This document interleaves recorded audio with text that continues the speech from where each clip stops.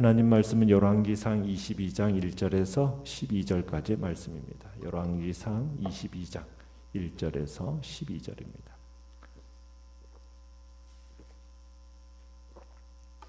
열왕기상 22장 1절에서 12절 우리 한 목소리로 읽겠습니다. 시작.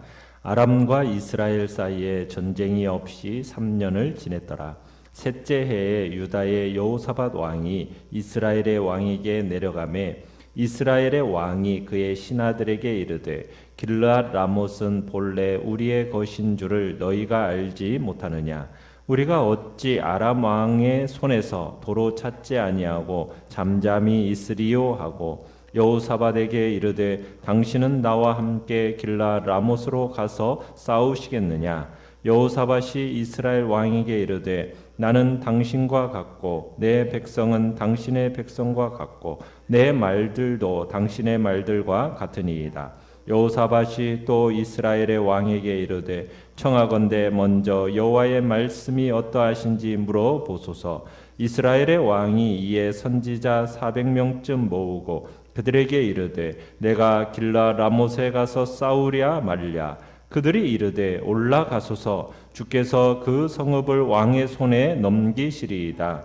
여호사밧이 이르되 이 이후에 우리가 물을 만한 여호와의 선지자가 여기 있지 아니하니이까. 이스라엘의 왕이 여호사밧 왕에게 이르되 아직도 이물라의 아들 미가야 한 사람이 있으니 그로 말미암아 여호와께 물을 수 있으나 그는 내게 대하여 길한 예언은 이하지 아니고 흉악한만 예언하기로 내가 그를 미워하나이다. 여호사밧이 이르되 왕은 그런 말씀을 마소서. 이스라엘의 왕이 한 내시를 불러 이르되 이물라의 아들 미가야를 속히 오게 하라 하니라.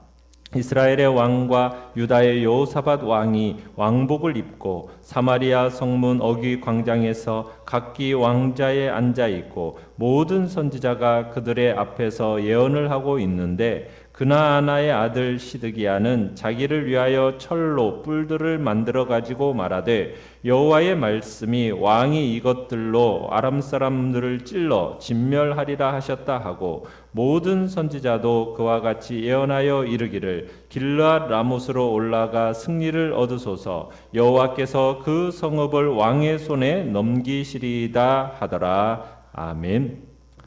오늘 말씀의 제목은 하나님의 신호에만 움직이는 사람이라는 제목으로 말씀을 나눕니다. 우리는 많은 잘못을 저질렀지만 하나님의 말씀을 듣고 회개하고 겸비해서 용서를 받는 아합에 대해서 그 모습을 우리가 어제 보았습니다. 그런데 안타깝게도 그 겸비한 모습이 오래가질 못했어요. 아합은 다시 아람과의 전쟁에 돌입하게 되는데 이번에는 하나님의 은혜가 아닌 심판이 아합에게 임하게 됩니다. 뜻하지 않는 은혜, 이건 항상 오는 게 아닙니다. 은혜를 입고도 불순종의 길을 계속 걸어가면 심판이 오게 되는 거죠. 내용과철 문제 1번을 보시면 그간 잠잠했던 아람과 이스라엘 사이에 다시 전쟁이 시작된 원인은 무엇입니까? 3년 전에 하나님께서 막강한 아람의 연합군을 2번이나 물리쳐 주셨죠. 그때 아람 왕 베나닷을 죽여서 아주 화근을 없앨 기회를 하나님이 주셨었어요. 그러니까 어떻게 보면 그때 화근을 딱 없애버렸으면 이번 전쟁을 할 필요가 있습니까 없습니까? 안 해도 될 전쟁이에요. 3년 전에 압도적인 승기를 잡았을 때 하나님의 말씀에 순종해서 베나닷을 죽였으면 다 끝났을 일입니다. 그런데 그때 불순종하라 해서 베나닷을 살려놓았기 때문에 다시 원점으로 돌아간 겁니다.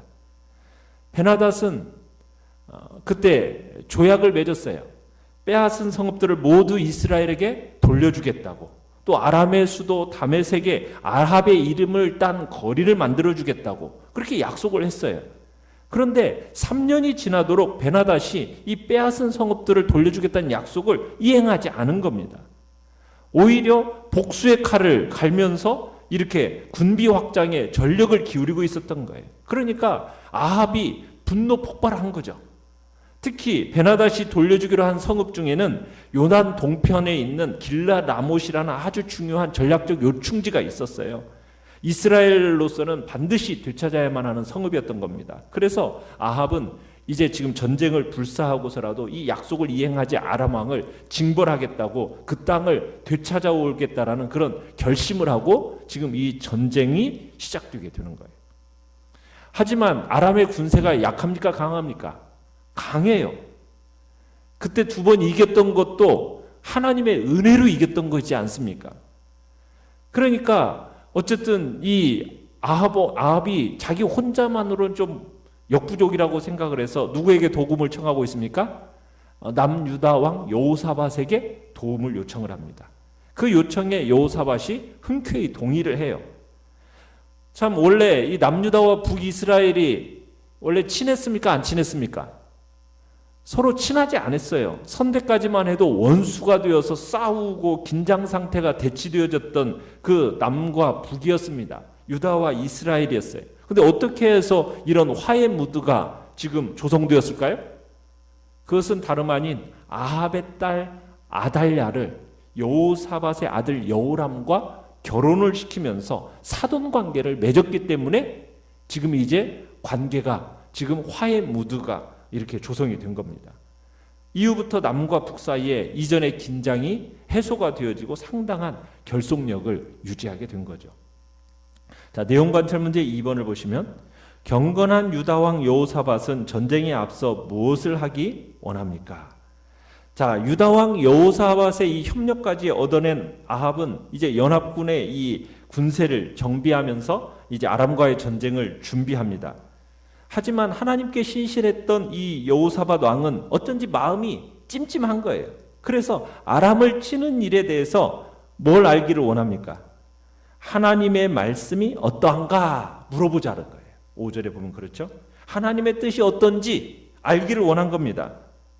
여호사밧은 이 말에 아마 아합 왕의 가슴이 움찔했을 거예요. 왜? 자기는 지금 흥분해가지고 지금 전쟁 준비만 할 뿐이지 지금 누구를 위해서 이 전쟁을 하는지 또 하나님의 뜻이 어디 있는지 이런 것에는 전혀 관심이 없고 그런 영적 고민을 안 해본 사람이 바로 이 아합이거든요.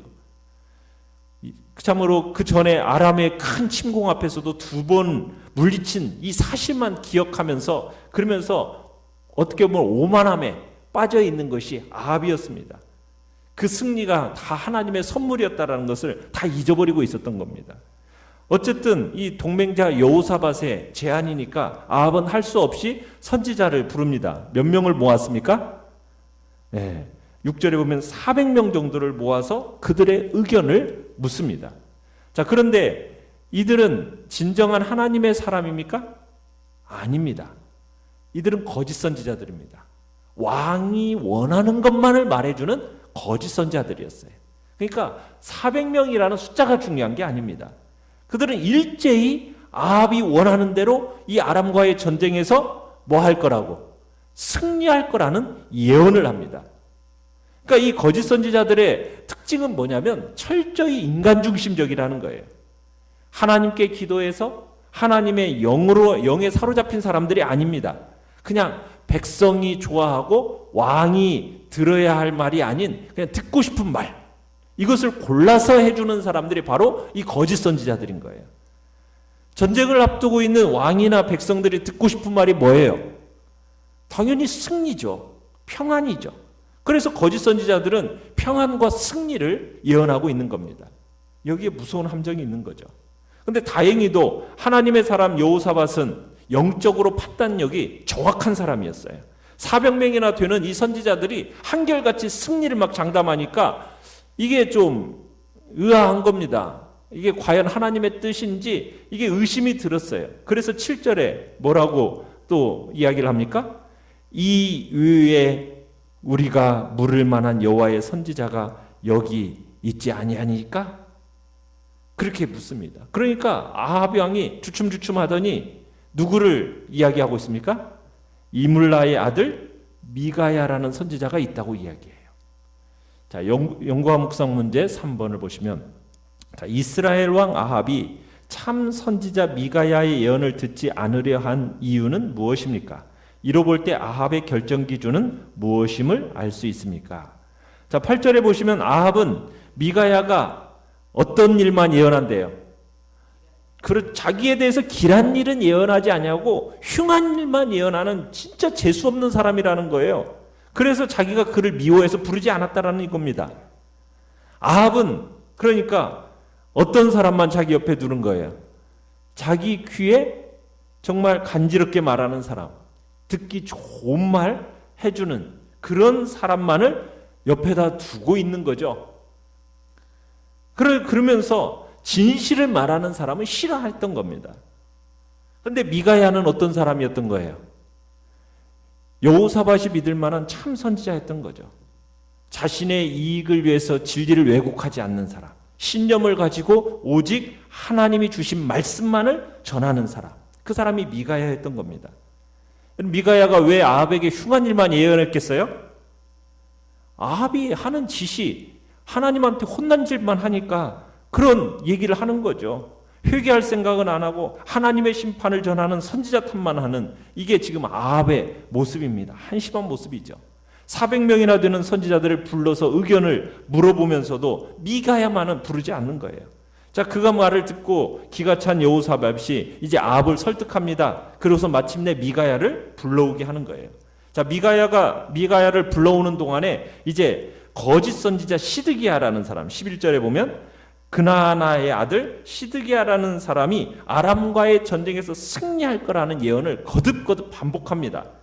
어떻게 보면 이 시드기야라는 사람은 거짓 선지자들의 대표격이라고 할 수가 있고, 이 사람은 막강한 권세를 가진 자였습니다. 이 참 선지자 미가야가 오기 전에 왕과 백성들의 마음을 더 확실하게 잡아놓기 위해서 할 수 있는 한 최대한 지금 이제 쇼를 하고 있는 겁니다. 전쟁에서의 승리를 상징하기 위해서 이제 스스로 만든 철풀 이것까지 막 흔들어대면서 이제 거짓 예언으로 지금 아합을 부추기고 있는 거죠. 그러니까 시드기야 같은 이런 거짓 선지자들은 사람들의 기대에 부응하는 말만을 하면서 그게 마치 하나님의 뜻인 양 포장을 하는 겁니다. 안전하지도 않는데 안전하다. 멸망할 것이 뻔한데 잘 될 거다. 그러면서 말로 헛된 기대감을 이렇게 막 부추기는 사람, 이런 사람이 거짓 선지자죠. 그러니까 이런 말들은 사람들에게 인기가 있어요. 왜? 좋은 말 해주니까. 막 사람들의 욕망을 읽어서 그 욕망에 따라서 욕망을 만져주면서 그 말을 해주잖아요. 그러니 얼마나 사람들이 그 말을 좋아하겠어요. 그렇지만 우리는 영적 분별력을 가져야죠.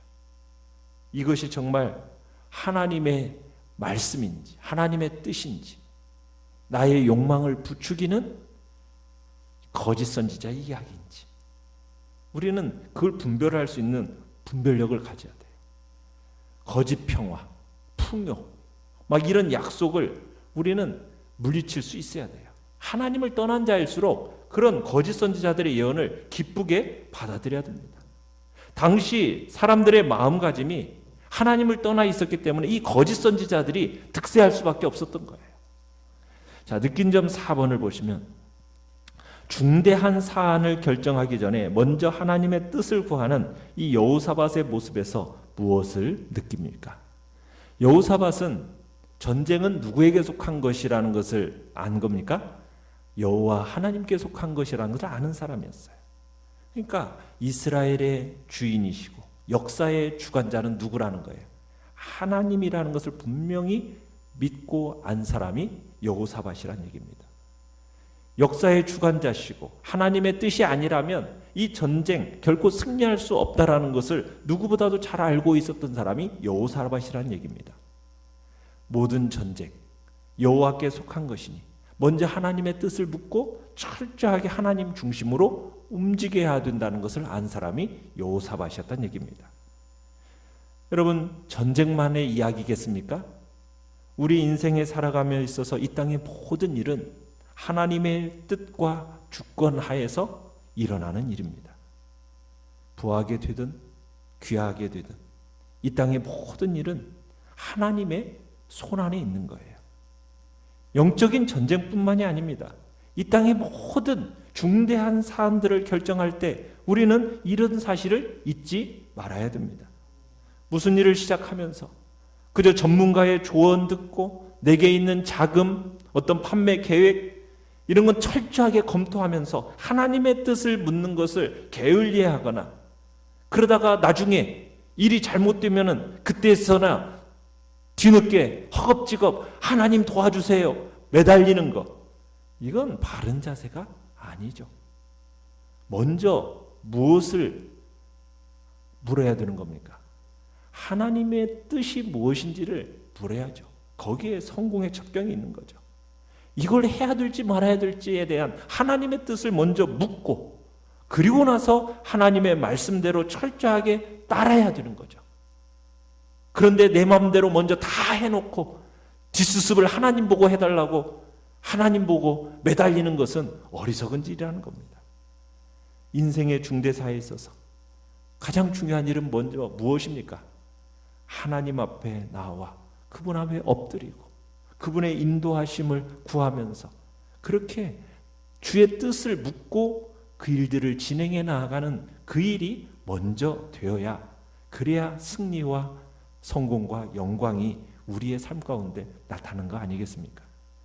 내가 하고 싶은 대로 다 해놓고 그리고는 결정은 내가 하고 나중에 뒷수습은 하나님 보고 해달라는 그런 어리석은 일은 우리가 해야 할 일이 아닌 거죠. 결단과 적용 5번을 보시면, 내게 진실을 그대로 말해주는 사람보다 무조건 좋은 쪽으로 말하며 아첨하는 사람의 이야기만 들으려 하진 않습니까? 하나님이 단 한 번의 실수도 없이 나를 가장 선한 길로 이끄심을 믿습니까? 그렇다면 모든 결정의 순간마다 주님의 뜻을 묻고 주님이 하라고 하시는 대로 따르겠노라 결단합시다. 아멘. 오늘의 기도 같이 읽습니다. 제가 원하는 답이 나오지 않더라도 하나님께 묻고 순종할 수 있도록 도우소서. 아멘.